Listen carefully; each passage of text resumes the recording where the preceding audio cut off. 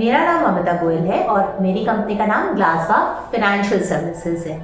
आइए आज हम जानते हैं कि अगर आप बिल्डर हैं तो आपको क्या कंस्ट्रक्शन फाइनेंस मिल सकता है। क्या आपको उसके लिए कोई कोलैटरल देने की ज़रूरत है? बिकॉज बहुत सारे एग्जाम्पशंस है कि मेरे पास अगर कोलैटरल होगी तो ही मुझे कंस्ट्रक्शन फाइनेंस मिलेगा। ऐसा क्या है जो मुझे कंस्ट्रक्शन फाइनेंस विदाउट कोलैटरल मिल सकता है? मैं बाटर कॉन्ट्रैक्टर या मैं नॉर्मल कॉन्ट्रैक्टर भी तो कोई बिल्डिंग बना सकता है। ऐसा जरूरी क्यों है कि बिल्डर ही होना जरूरी है? आइए तो आज हम इन सब चीजों के बारे में जानते हैं। क्यों मेजर इंस्टीट्यूट्स बिल्डर देखती है? क्यों सिर्फ बाटर कॉन्ट्रैक्टर को पूरा पैसा नहीं दिया जा सकता है? बिल्डर में ऐसी क्या खूबियां है?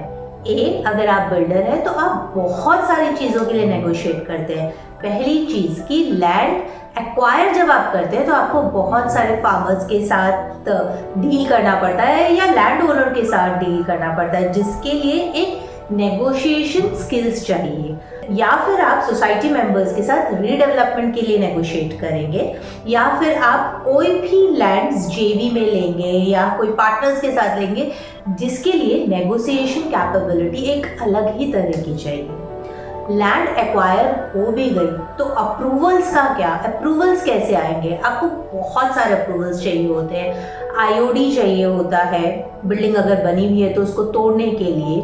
कमेंसमेंट सर्टिफिकेट चाहिए होता है, आपको बाद में ओसी चाहिए होती है, फायर अप्रूवल्स चाहिए होते हैं, बहुत सारे कुछ लगभग 36 अप्रूवल्स चाहिए होते हैं। वो एक बिल्डर ही अपने प्रोजेक्ट में सारे अप्रूवल्स लेकर आता है। अप्रूवल्स आ गए, उसके बाद कंस्ट्रक्शन कौन देखेगा? कंस्ट्रक्शन की छोटी से छोटी एक्टिविटी एक बिल्डर देखता है। भले उसने बाटर कॉन्ट्रैक्टर या फिर उसने कोई नॉर्मल कॉन्ट्रैक्टर रख लिया हो तो भी कंस्ट्रक्शन उसी की जिम्मेदारी है। फंड्स लेके आना प्रोजेक्ट में जो, और वो फंड्स कभी भी लग सकते हैं, अप्रूवल के वक्त, कंस्ट्रक्शन के वक्त, वो भी एक बिल्डर की ही जिम्मेदारी है। इसके बाद पूरा प्रोजेक्ट बनने के बाद या आधे प्रोजेक्ट में बेचना, वो भी एक बिल्डर की जिम्मेदारी है। और आफ्टर सेल्स सर्विसेज, वो भी एक बिल्डर की जिम्मेदारी है। इसलिए बहुत सारे इंस्टीट्यूट्स देखते हैं या फिर लगभग सभी इंस्टीट्यूट्स देखते हैं, आप एक बिल्डर है या आपने पास्ट में एक कोई भी बिल्डिंग खुद से बांधी है या नहीं। अब मिनिमम क्राइटेरिया क्या है जो इंस्टीट्यूट्स देखते हैं? आपने लाख स्क्वायर फीट बांधी हो तो भी आपको लोन मिल सकता है। आपने 10 लाख स्क्वायर फीट बांधी है या उससे ज्यादा बांधी है तो भी आपको लोन मिल सकता है। अगर आपने 10 लाख स्क्वायर फीट या 5 लाख स्क्वायर फीट बांधी है तो कोई भी इंस्टीट्यूट को समझ में आता है कि आप एक स्टैब्लिश्ड बिल्डर हैं और आपके ऊपर कॉल लिया जा सकता है।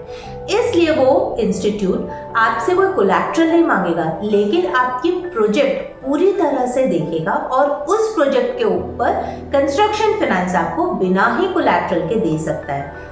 अगर आपने 5 लाख स्क्वायर फीट नहीं बांधा है तो भी आपको लोन मिल सकता है। उस केसेस में आप कोई भी पीएसयूज के पास जा सकते हैं। अब हर पीएसयूज का क्राइटेरिया अलग होता है। वो आपसे सिर्फ 25% कोलैटरल ही लेकर आपको लोन दे सकते हैं। कोई इंस्टीट्यूट आपसे 50% कोलैटरल मांग सकता है, कोई institute up to 100% of collateral भी मांग सकता है। तो वो डिपेंड करता है कि आप कौन से बैंक या कौन से इंस्टीट्यूट को अप्रोच कर रहे हैं। बट आपका बिल्डर होना बहुत जरूरी है। और हाँ दोस्तों, बिल्डर को कंस्ट्रक्शन फाइनेंस जरूर मिल सकता है और वो भी बिना कोई कोलैटरल के। इसी तरह और फाइनेंशियल टिप्स जानने के लिए आप हमारे YouTube चैनल के साथ जुड़े रहें और हाँ, हमें लाइक, शेयर और सब्सक्राइब जरूर करें। Glasba Financial Services for all your financial needs.